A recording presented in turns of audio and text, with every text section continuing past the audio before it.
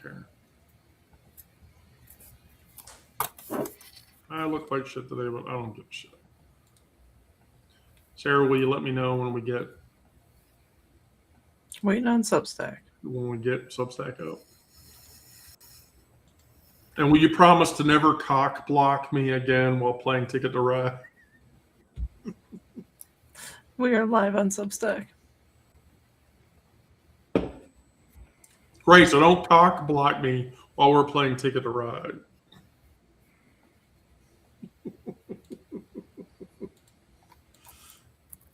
That's a bad idea. Okay, let me get. Okay, cool. Wow, we only have one person on Substack. I'm shocked. Completely shocked. We have 3 people on Streamplay. That's actually kind of cool. All right. Well, anyway, so we'll go right into it. We all read the news yesterday that Kristi Noem got fired from her position at the Department of Homeland Security. And I don't know about you guys, but I was really sort of fucking happy about that. I still sort of want her to get dragged out, over to a gravel pit and treated the way that she treated the puppy she had. But, I'm gonna keep my fucking mouth shut about that. So, so she got fired from that job, but yes, he's going to give her some other new position. So I want your opinion. The defender of the American shield or something. Does that sound like I'm putting you in a box where you can't get into trouble? But here's the thing. I'm pretty sure that Mark Wayne Mullen is from Oklahoma. Mm-hmm. Yes. So Miranda, do you have an opinion about him? Because I want to hear it. Negative across the board. He's a Nepo baby who inherited the family plumbing business.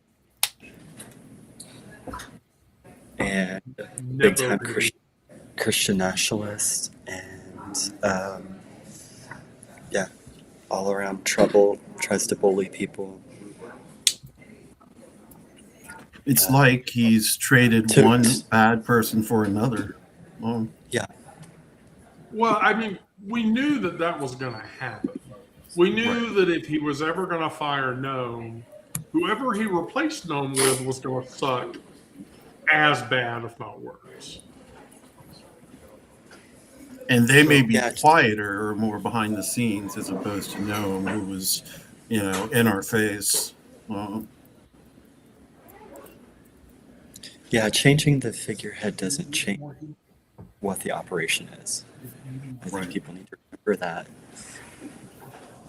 Yeah, I agree. So on that point, then that leads into my introduction.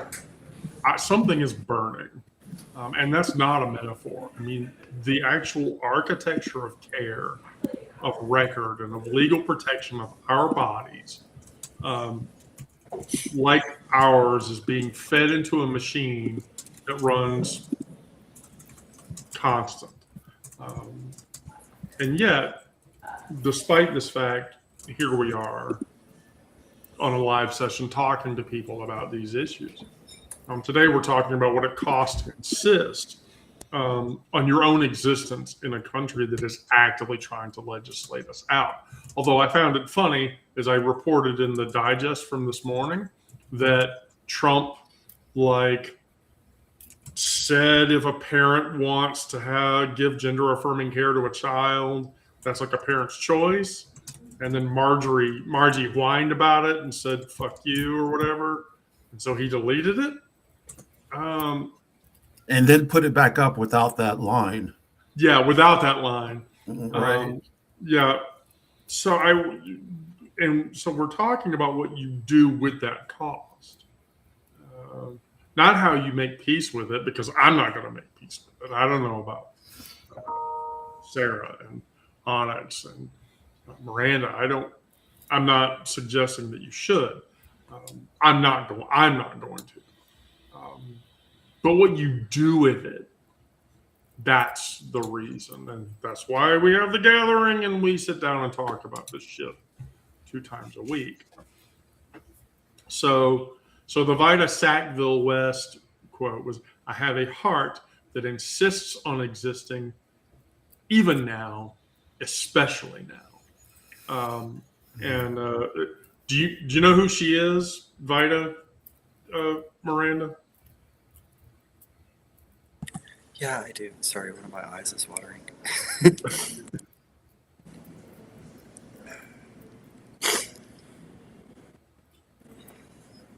Technical difficulties with my face.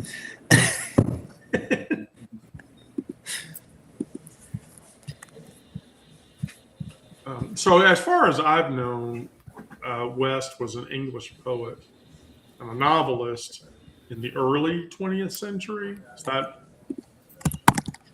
Yeah, I think so. I'm not sure offhand.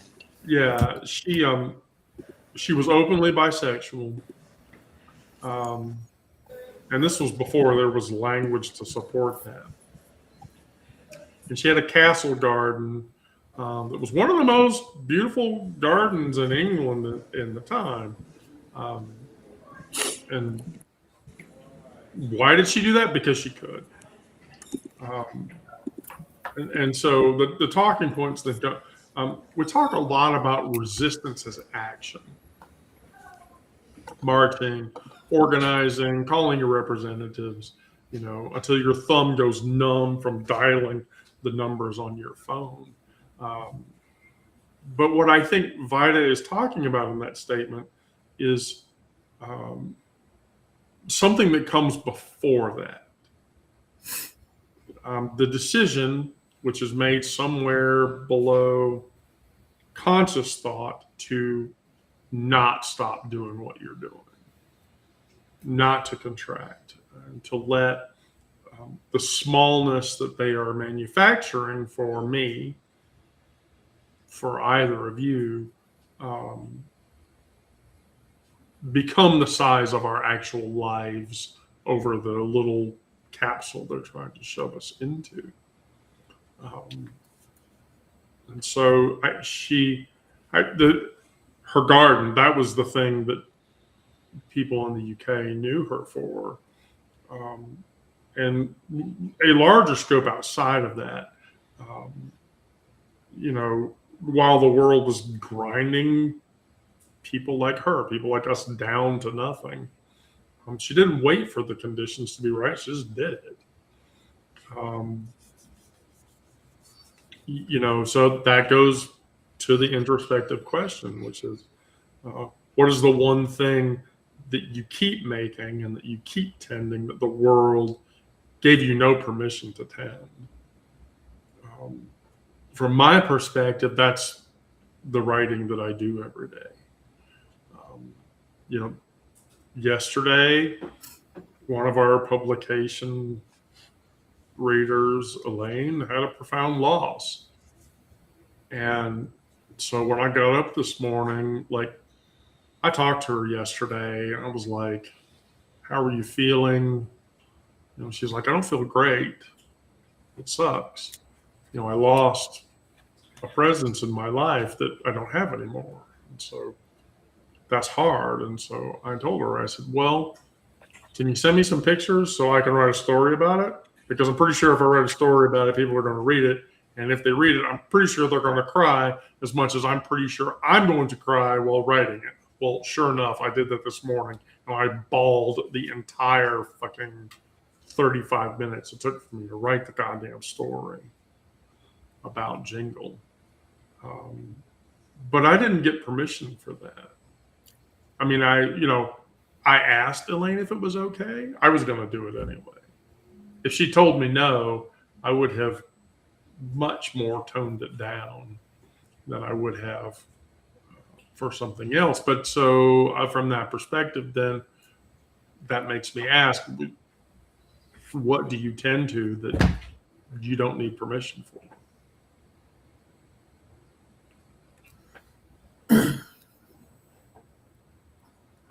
And instead of playing favorites, I'm going to just evenly divide up the lives so that I don't have to flip people to the top and bottom. Sarah, what do you tend to that you don't get permission for? What do I tend to?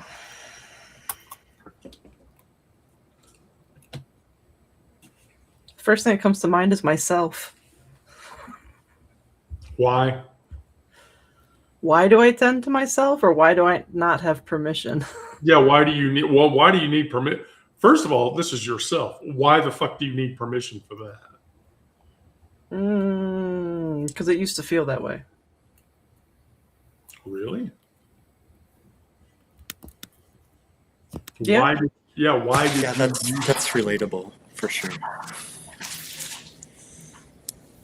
I mean, not having support feels like being denied permission, which is basically what I was facing with Joe, with any of the hobbies or anything that I wanted to do, like for self-fulfillment. And like, before my dad passed, yeah, he was supportive of all the things that I wanted to do, but it was from a selfish standpoint. He was supportive of things that benefited him directly. Gosh, of course. So now it's more of a focus of, all right, I'm letting go of the hobbies that don't actually fulfill me and focusing on the ones that do. And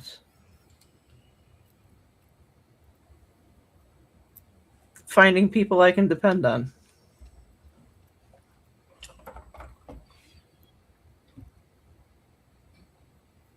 Who do you depend on? Well, that would be telling. Slick, Wendy. Nice try to slide that in. Look, I'm a persistent bitch. I'm going to keep trying. I'm a persistent bitch. I'm going to keep trying. Well, let me ask you this. So you bring up an interesting point, Sarah, about like your dad supported hobbies that you had that benefited him. So this is a focus problem that I have, is that my step parent, who was involved in my life much longer, male step parent, much longer in my life than my actual father was in my formative years. And the reason that he supported things that I did was because he could do them better than I could. And so if I ever exceeded him, I got punished. And that sucks. Did you experience that, Sarah? That's what I am asking. No. Okay. But why did they benefit him then? And in what way? It was the like material benefit. The muscle rub, the e-liquid, the wine, like any of the physical things that I make or made was a benefit to him, and that's why he supported it and encouraged me to continue. Right. Which, I mean, I get. So, Miranda, what are you tending to still that you don't need, that you got no permission to tend to do anyway? Motherhood. Ooh. Ooh, So, that one. that so sometimes I'll post recipes on social media, and I posted one a couple weeks ago that I used vegan queso as part of like my sauce building, Right. and this person came into the comments with like, if you were a real mom, you wouldn't feed your kids vegan queso. That's just selfish man behavior. Like, me having a food allergy is selfish man behavior. Um, but um, it's like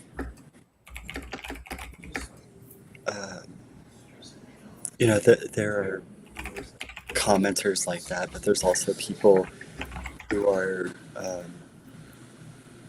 in my family or whatever who cringe at the idea of me calling myself mom, and I do it anyway. Well, Also, you should do it. I mean, that's 100%. There's no, if I no, just do it. I mean, it doesn't harm anyone for you to do that. But people might be hurt by it, but it's bullshit for them to be hurt by it because you're just being yourself. Yeah, they get in their feels about me not meeting expectations that they have of who I am. But Yeah, fuck expectations. Yeah, fuck expectations. All right, Onyx. I would say my access to emotions before transition, I did not allow myself to go there. So with transition, the access to my tears has allowed me to feel even deeper, to have more empathy, to be stronger than that. But when I was younger, I lived on an army base, and that was structured, and that was like, strict. My dad himself wasn't strict, but the structure was, and I couldn't breathe. I was suffocating. So when I moved to Atlanta, I was able to allow myself to breathe a little bit more. When I started transitioning, I fully breathed. And now my empathy level is really high, and I like that. As a result, I do shed a lot of tears. I am not embarrassed by that. Whereas I used to be, it used to be something hard. I didn't want to cry. I didn't want to show my feelings. And now I do. And that is something that I can never take for granted.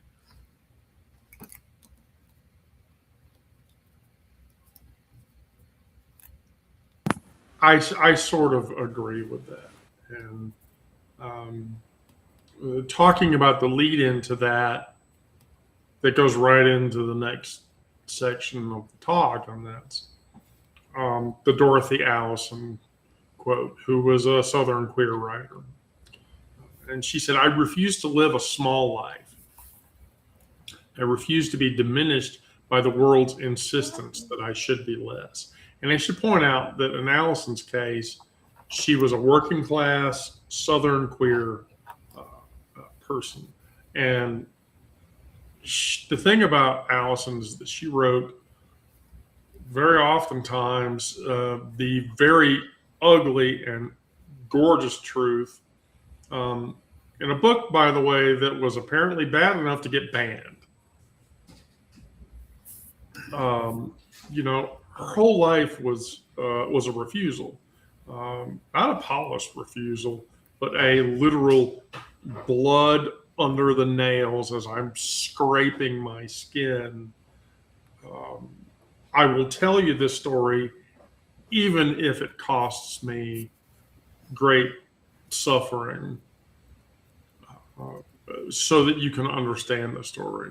Kind of in the same way that I find The Grapes of Wrath, which is literally the worst book to ever have to read, because that book is the most depressing piece of literature I think that exists on the earth. It's Game of beautiful, Thrones, though. It is. But Game of Thrones depressing? No, read The Grapes of Wrath. Right. But what I take away from that is that the day today will try to make the world I live in smaller. That's not paranoia. That's an agenda. That's an agenda by the administration to confine me into a space that it can deal with. And that space is very small and not sustainable.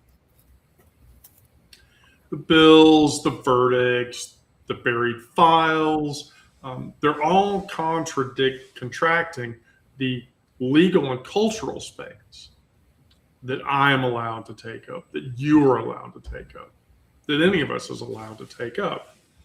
And,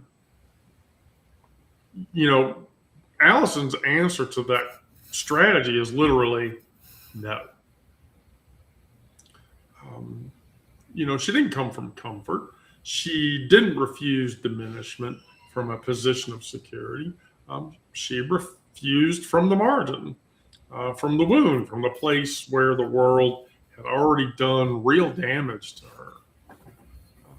And she stood up in the middle of it and said, I will not be less than I am.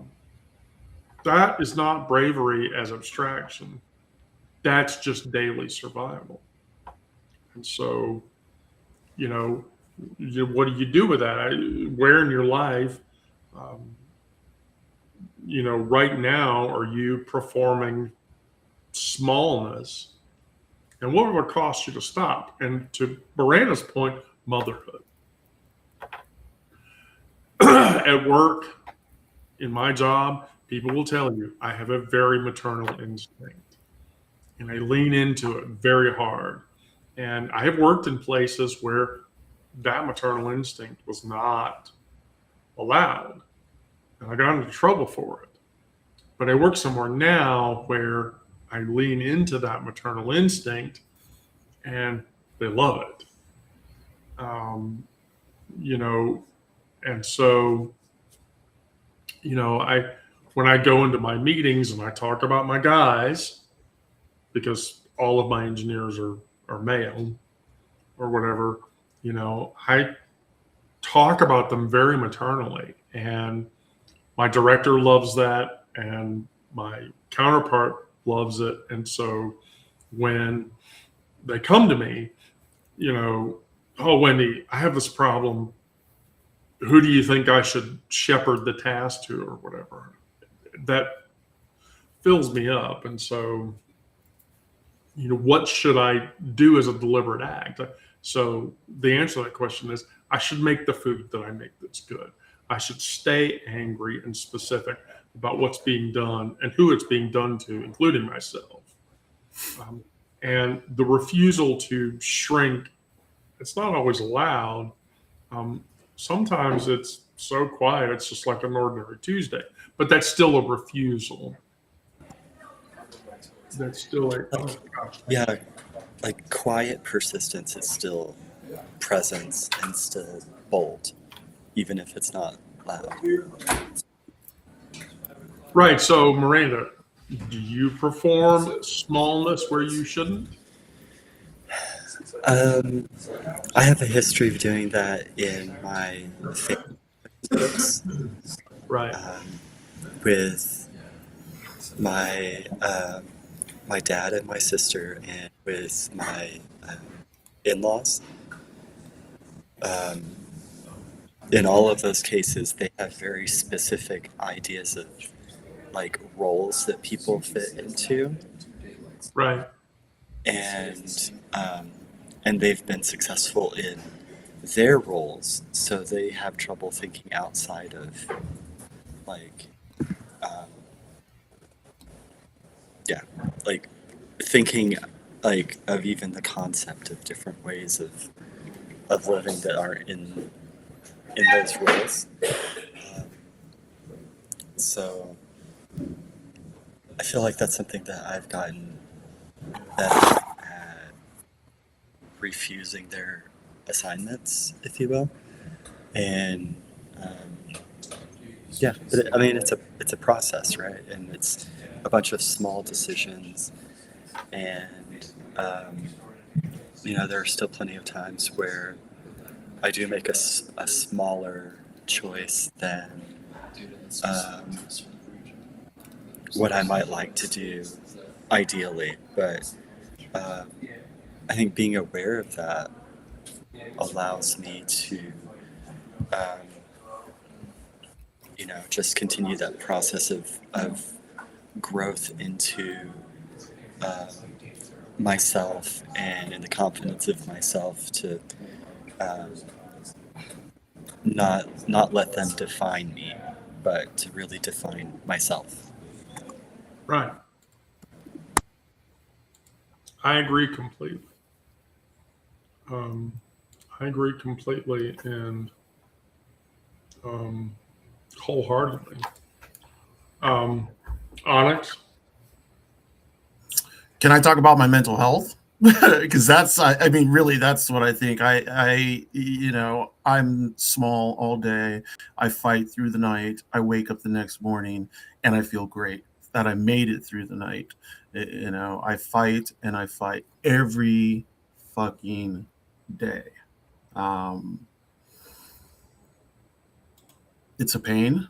There are a lot of times that I just want to throw it all away.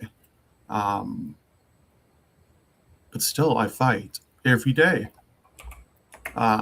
Get up, thank Olodumare. Am appreciative that I can see the sun again, and try to make myself as necessary in the world as possible, by using my voice, by telling my story, by being a storyteller, whether it's oral or written. I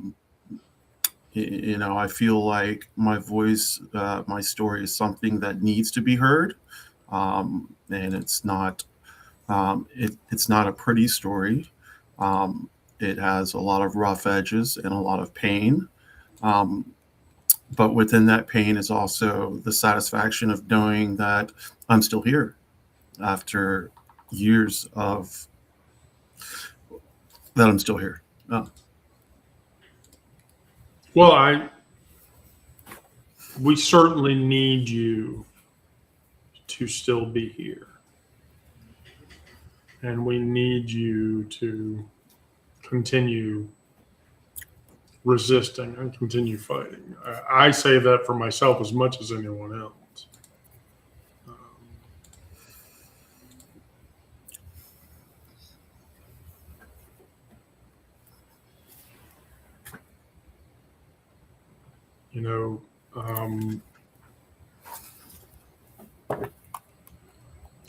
I think that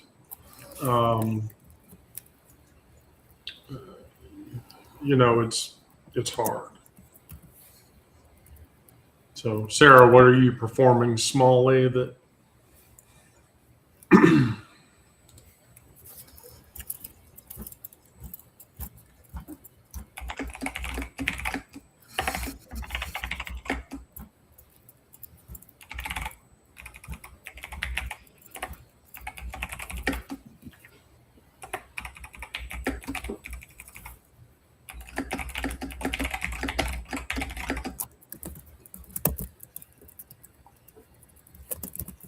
Did I kill it, Sarah?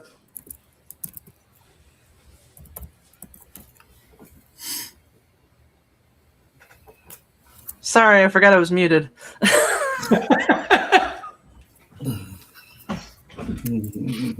Whoops. No, I'm over here talking and nobody can hear me. I think I'm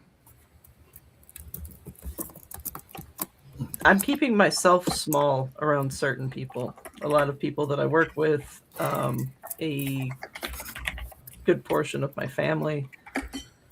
When my mom came back from visiting her brother, she was telling me about conversation, and it became very obvious that if he ever got any inkling of who I am, that there would no longer be any kind of communication there. Not that there really is anyhow, but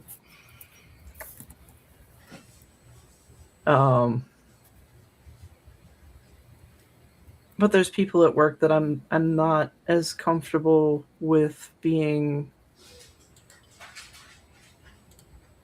open with about myself in general. And I guess that's always kind of been the case. I mean, even before my, introspection, realizations, and everything, there was a lot of people where I just didn't. You would, if you worked with me, you would know if I trusted you because you would have been invited over for a bonfire. Like, if I didn't trust somebody I worked with, they didn't know where I lived. I wouldn't accept a ride home. I wouldn't accept them offering to pick me up. They wouldn't be invited to anything, even though like we might be socially close at work. It's about, trust.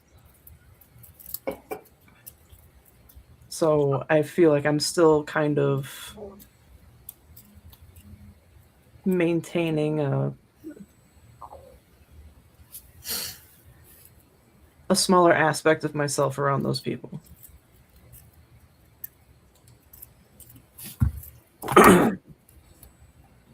So this is what I would say to you, Sarah, as I would say to Onyx and to Miranda, although I'm going to say this more specifically to you and to Onyx in case.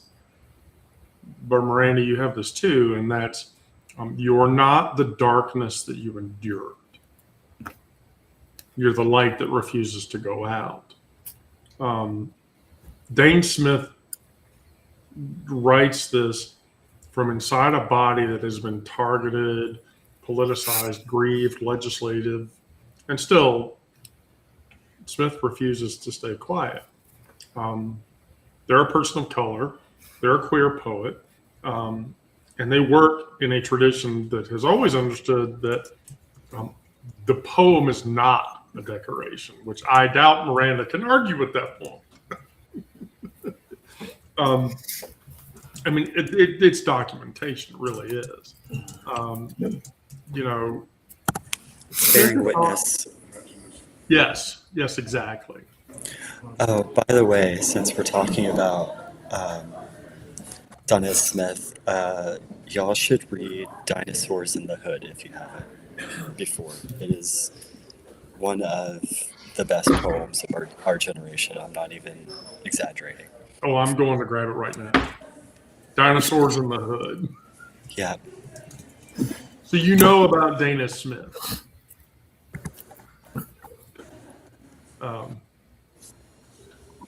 Wow, I really picked out the right people for today's digest. I feel amazing. So stop me if you disagree with anything that I'm about to say. Smith is not offering comfort. And so they're offering accuracy. Oh, a neurodivergent hodgepodge? That's because I'm being rate limited on Substack. I'm literally, the rate limiting and the sectional limiting on Substack has started. And so that's one of the reasons why it's really time to leave that platform. All on top of the fact that, as a side note, I should say this, I'm pretty sure they would be okay with me saying it. Your weirdo friend has now had 2 accounts that have been locked and banned by Substack for something that your weirdo friend wrote. And so it's sort of... I don't even think they can get on Substack anymore. Like I had to. I found a way to resurrect a bunch of their content from both of their accounts through their RSS feed, and I was able to literally reconstruct both Substacks in their entirety and then provide them a link to that data so that they could reproduce it. That is great. Yes, things that you do when you're a computer info security person. Anyway, so Smith is not offering comfort. What they are offering is accuracy. And there's a difference between the two of those. Comfort says it'll be okay. Oh, it'll be okay. You'll feel better. Accuracy says you are not the thing that was done to you. I'm not the physical, mental, emotional, and sexual abuse that I sustained as a child from my parent. I am not any of those things. And that is a harder thing to hold on to.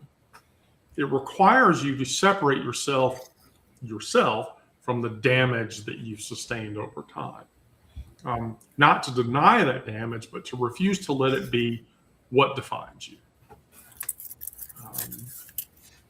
So you hold your own body like it matters.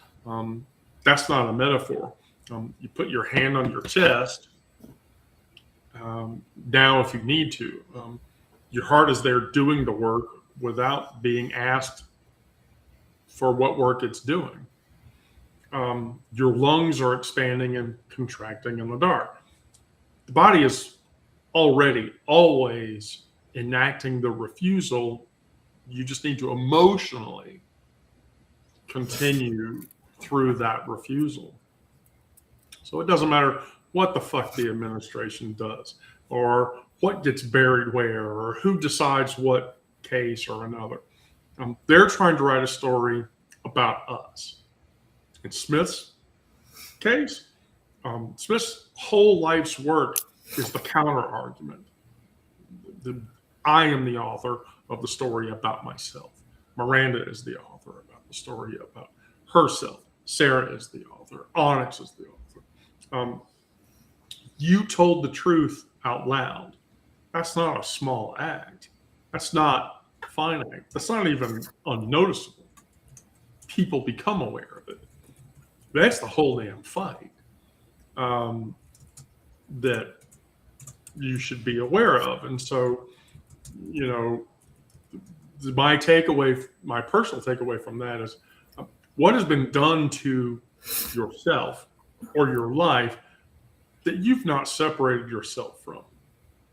The thing that you are still some days mistaking for who you are. And from my perspective, I don't talk about him a whole lot, but for vulnerability's sake, I'll do that here. Bill was a really bad person. Bill did very bad things. And in trying to cope with a much larger situation, he did things that he should never have done. And there were things that happened that he was completely unaware of and completely oblivious to that he should have been aware of. And he said things and he did things and he acted in ways that were all counterproductive to the situation that he went through, and then into the woman that he would eventually become, which is me. And I think as a trans person, this is a thing that a lot of trans people go through, is more deeply examining that past self and saying, some days I still see him. And I have a cat that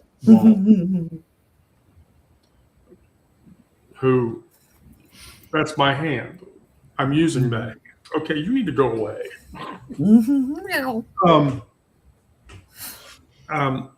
That's the thing that I that I see some days. And when I see that, one, it makes me very sad.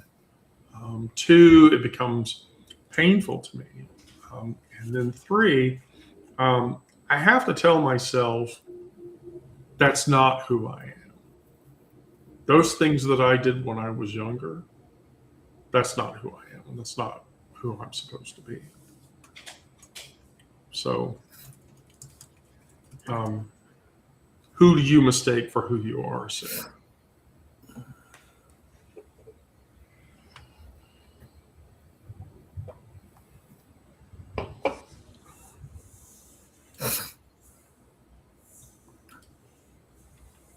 I don't really know.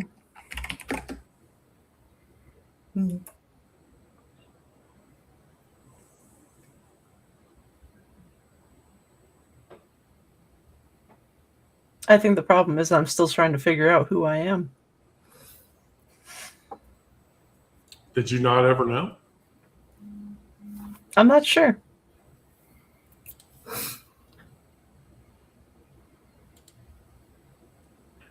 Why are you not sure? I haven't given it sufficient thought.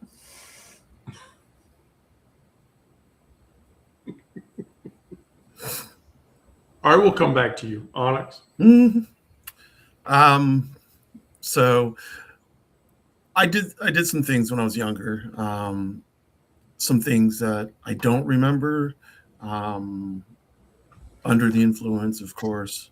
And then some things happened to me. I was essayed, and I don't talk about it much, and I don't but it informs me and has, and it's probably time I get some help. That's really all I can say right now without just losing it. So.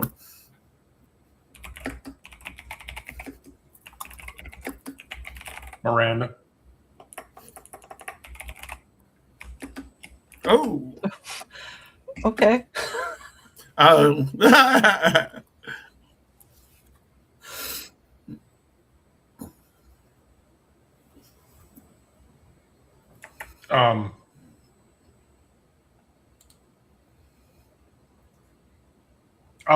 She had to check out. No. No, we lost Miranda. She had to go. Not a big deal, though.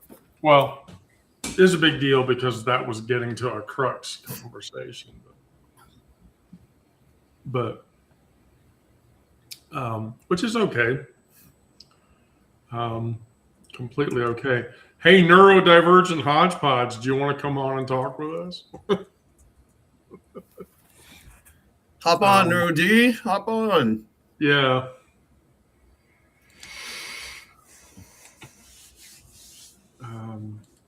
Anyway,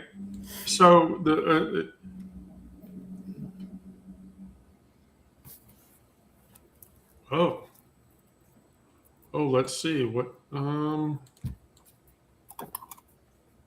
Okay, right. So Miranda had to go to do mothering things. Neurodivergent hodgepodge. We have like 15 more minutes of the show left, so I will happily give you 5 minutes.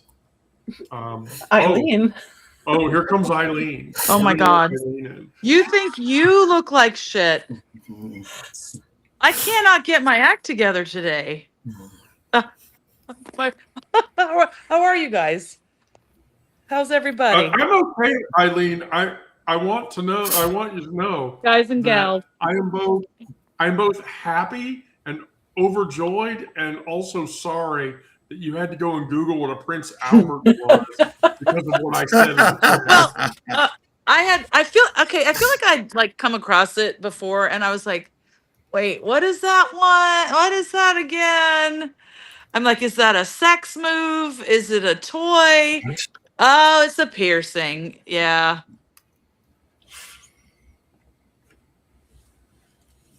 And then the Princess Albertina. Anyway. I don't know what that is. Yeah, me either. Although I Oh, can imagine. it's the female version. It's a And piercing to because the there's clit. yeah, and there's more than one way. There's always more than one way of doing things for everything. But the difference, the various folds and flaps and labia and la la and la la. So there you can really, go to town with the You can. Princess Albertina. Yeah. I've seen people who pierce their perianal region. Ah, Yeah. that part can rip when you're giving birth. Ugh. Um, Looking for my Here's glasses. the deal. I know a bunch of gay people who I knew a guy that was a regular over at Mary's who had his Oh, engagement and wedding ring Prince Alberted onto his body. what did I do? Turn your So camera off. here's the thing: anywhere where there's loose or excess skin can be pierced. Right. If there's loose skin there, then you know. I mean, and not even loose, like cartilage and all parts of the Right. ear and Yes. holy. All right. Yes. So what did I miss? Have y'all been? I haven't joined in a Oh, live we're in talking about ages. trauma. We're talking about trauma. I can give you one of the questions today, Eileen, if you would like to participate. Okay. So, which question do you want? The hard one or the easy one? Door number 1, door number 2, or door. Or door How many number- are there? There's three doors. I'll take door number 3.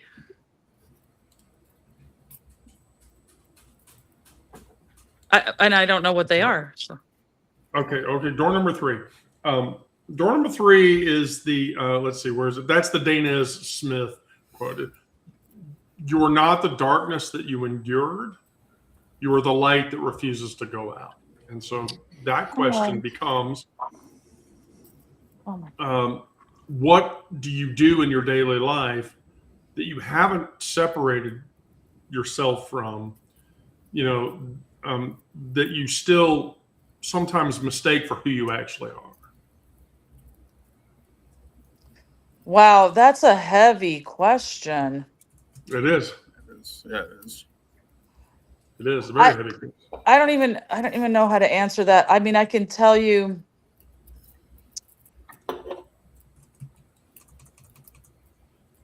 just dealing with having had my car totaled and being without a car, and I finally bought a car on Monday, and dealing with that, it's like a loss, or just the loss of your like normal life, and then like everybody's telling you should get a lawyer, you should lawyer up, and you should like get as much money as you can from the other insurance, and I'm just like, what am I supposed to do? I'm just trying to get a car and get my insurance, and that's going up, and then anyway, dealing with all that, I feel like I feel so unsettled. So in my life, what do I carry with me? There's a part of you, there's a part of all of us that we carry around. And there are times where we see that portion of us much later in life. So my answer to the question was, and I hate using his name, but Bill. And Bill is Right. right. We don't need to say who that is, but Right. But anyway, I see elements of him in myself now at times, and I have to convince myself that I'm not that person, because that person did really negative bullshit. Really negative shit that he should never have been. He should have been more socially, consciously, and mentally aware, and was not. Okay. Mine is kind of the reverse of that. I carry regrets of what I might have been, and I spent like an hour digging through crap in my closet, bookshelves. Okay, there's this auction coming up.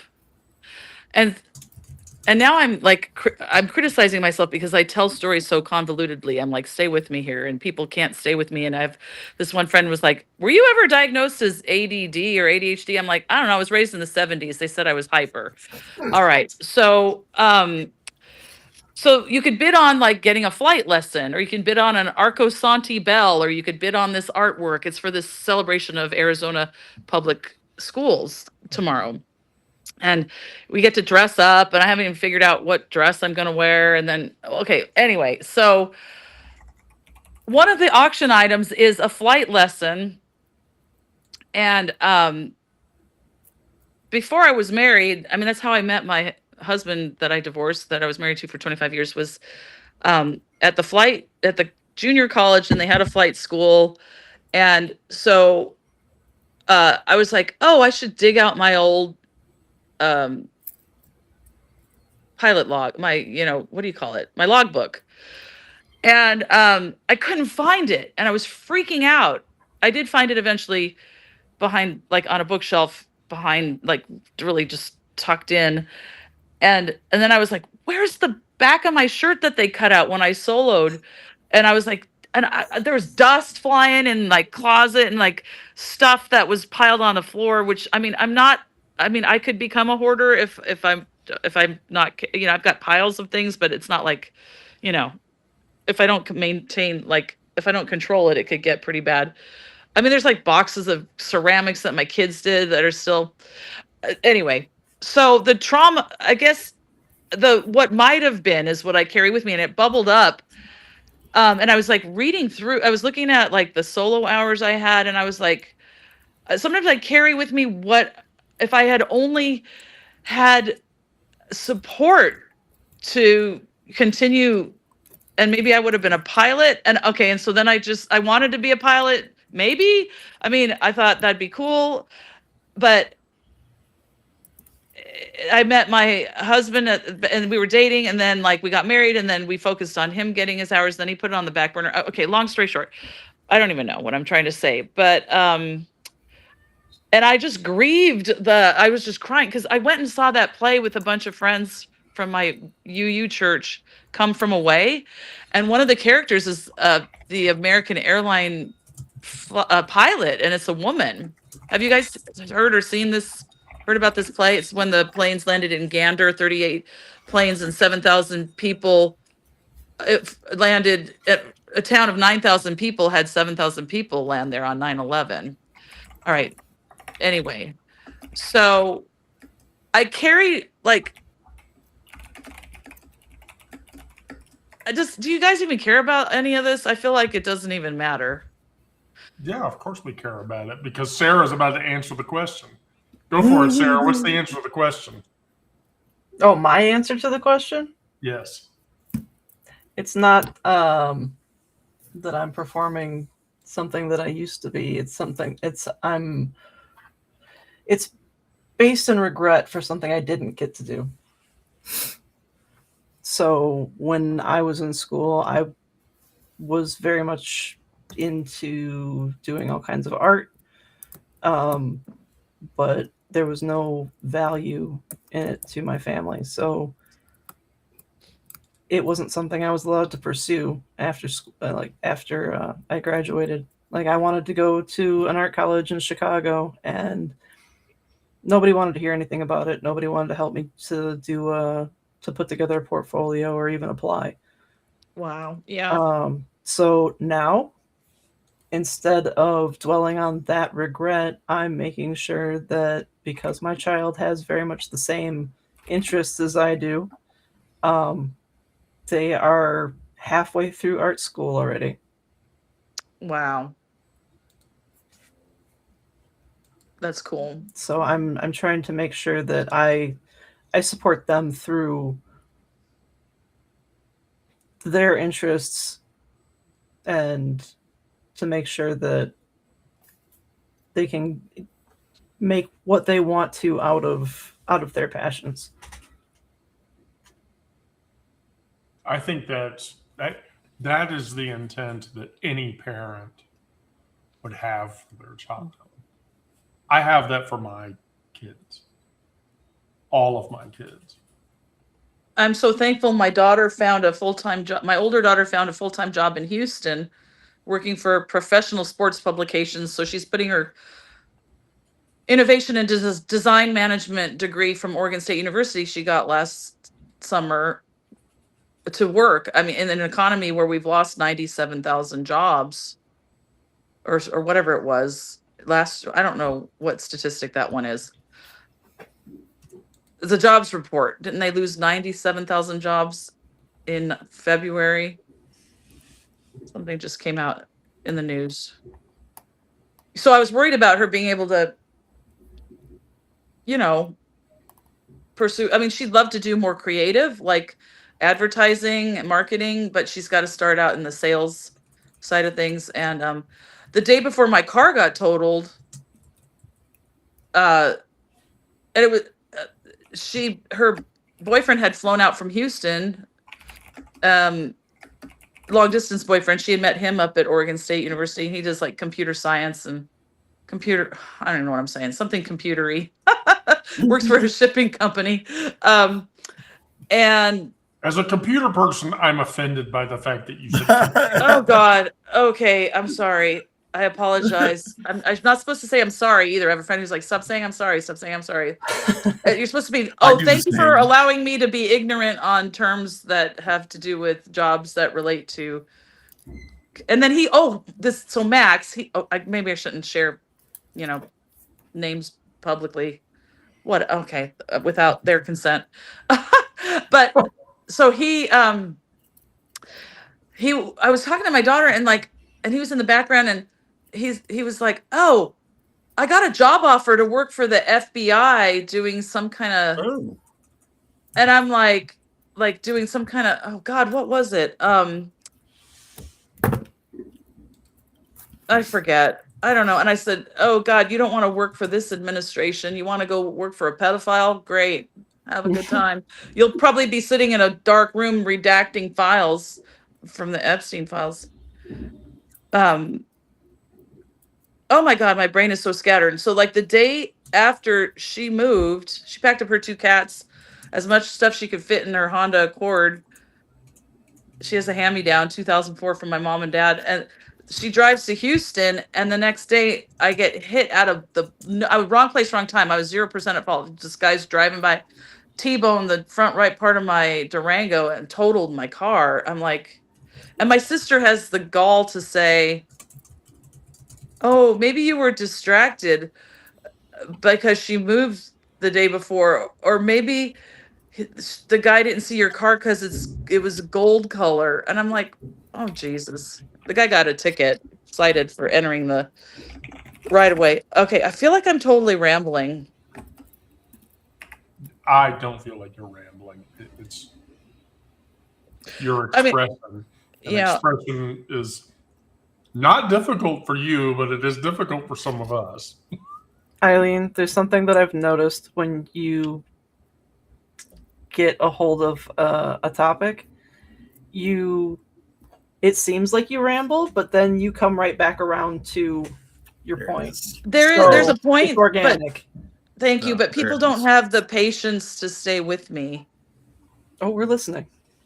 No, definitely. You do. You guys, you all. Sorry, I don't mean to say you guys. I apologize. You folks, you all, y'all, hang with me and stick with me. Yeah, thank you for that.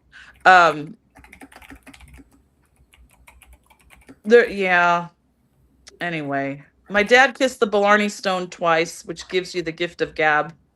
It's down in Cork, Ireland. If anyone doesn't know where the Blarney Stone is, Blarney Castle, and I kissed it once, and my dad never needed to kiss it at all.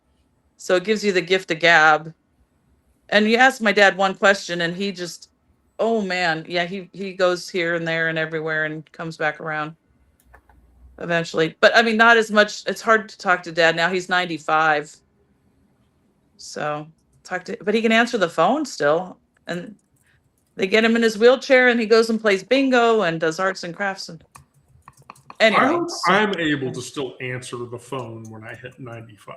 I know. I hope Yeah. I'm still here when I make it to 95. As a person who is as tall as I am, however, Oh. this is invariably probably not the case. Oh, I didn't know that. Taller people have shorter lifespans? They can, yes. Oh, well, as far as statistics go. And then I also wanted to just interject one other thing. I suffer from like, I feel like I have like imposter syndrome, like, because I'm cisgender, but like, I don't know. I don't know what I'm trying to say. That the constructs of a patriarchal society that compartmentalize our sexuality or what's accepted and what's not. And I see the gender fluidity side of things, and I had to laugh because wait, were you talking about, was it here? Oh, I think it was another one of the trauma lives, or the lives where everyone, you were talking about Trump saying, appreciating like that's a hot guy or whatever. Was that on one of your guys's? Yeah, we your talked folks? about it on a live Yeah. session. Yeah. A hot mic moment. He said, "Hot, handsome men." Yes. So- So you all were talking about that. Yeah. My assertion to that was, "Shit, do we have to claim him now? Because I'm not claiming that." Yeah, I think all Right, of us agreed right. to not claim him. Right. And then I'm like, oh, I relate to that because like I can appreciate beauty. And I always thought I always felt, because I was raised Catholic, and I always thought, oh my God, I can't, like, you see like a statue of female, rendition of the female body or whatever. And it's like I always felt guilty because I appreciated that, Let's get into that Catholic guilt. Whew. Yeah, Oh, Catholic yeah. guilt. Yeah. Although you guilt is worse when it comes to volunteering and like, the whole like, Yeah. am I a justice warrior enough? And then also even my local legislative district 13 Democrats, oh my gosh. I mean, you could just devote your entire life. There's such a need to reach out to voters and the Bridge Brigade and the canvassing and then all the people who like are the policy wonks, and then there's the gossips, and then there's the behind the scenes, and then there who's knows who and who's in the in crowd. And I'm just like, I just wanted, after the accident, it was like the freaking universe collide. I felt like I was hit by, well, I mean, I was just like, bam. And then I'm like, what the I should point out, by the way, you mentioned the word policy wonk.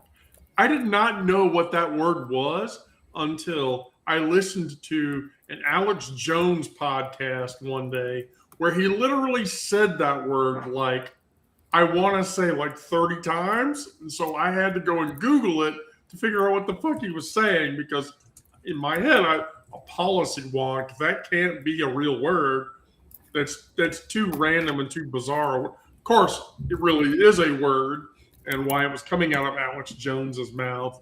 Now, this is me admitting that, yes, a handful of times I have listened to Alex Jones's bullshit, but I want to be clear, in full transparency, nothing that comes out of that asshole's mouth is even remotely relatable or believable or true in any way whatsoever. And I'm pretty well sure that Alex Jones doesn't believe the bullshit that comes out of his own goddamn mouth, but I'm not gonna belabor that point. It's like he's a carnival barker from the carnival from hell, He doesn't care what he says as long as he gets the attention and the money and the Right. It's all for control and clicks. power. Yeah, it's awful. Oof. It's for clout and for clicks. He's just, Mhm. yeah, you're right, Wendy. I don't think he believes half of what he's saying, 3/4 of what he's saying. Like anybody with a heart couldn't believe that shit. I mean, who would want to? Right. So that was that was the spiel I had for the day, and I have a meeting momentarily. We got to I go. need to go. Next time I'll Yeah. take a shower and maybe put some makeup on. Holy crud. Woo! So are you going to get a Prince Albertina? Elaine? Princess Princess Albertina. Albertina? You're going to get Princess Albertina? I don't know. I have trauma I from don't know, my maybe you ex could get never the wanted nipples me to done. get a belly button piercing. Like not that he didn't allow me, but I kind of, it's like, oh, I just want to be me. I don't know what I want, Maybe you man. should get But the nipples there's done. I'm just there's saying. options. There's so many options. I had my nipples done for 15 years. 15 years. Hurt like a motherfucker, both of them. Oh no. Yeah. I can't even put in earrings that have like thicker, stems. You get these earrings and like it hurts, and I'm like, they're such cute earrings, and I'm not doing pain for fashion, and shoes and stuff as I get older too. Yeah, no. Yeah, I'm with neurodivergent hodgepodge. You look fine. I mean, shit, don't sweat it. Well, so then I'll close. All right, so here's what I will tell everybody. By the way, I love you all. Thank you for coming.